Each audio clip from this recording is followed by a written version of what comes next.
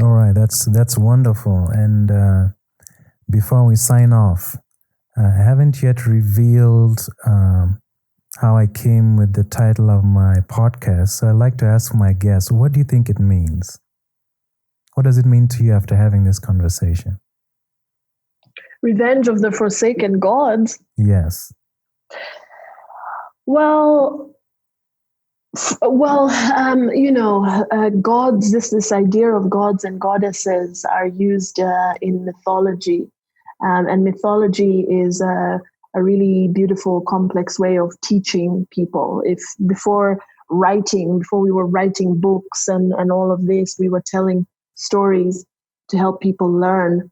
And so, anytime there was a lesson to learn, you would share a story. But a story needs to be interesting in order for people to listen to it.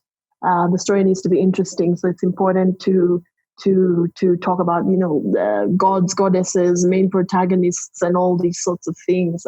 The hero, the villain. So, for example, in the story of Narcissus, the word narcissism, there's a god called Narcissus who he fell in love with his own reflection, and that led to all sorts of problems. So the lesson there is, don't be self-absorbed, don't be narcissistic.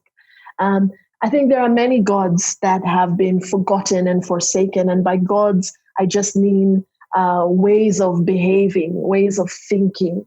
And mythology is very helpful. And there are different mythologies from different parts of the world.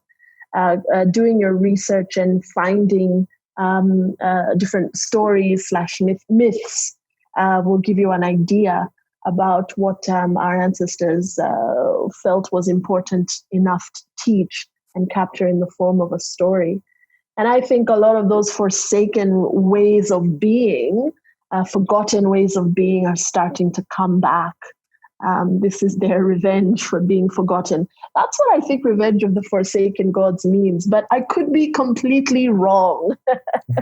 I like that. I like that attempt. And like every good story, this has to come to an end. Thank you very much. Yes, thank you for having me. Thank you very much. And if you have liked this conversation,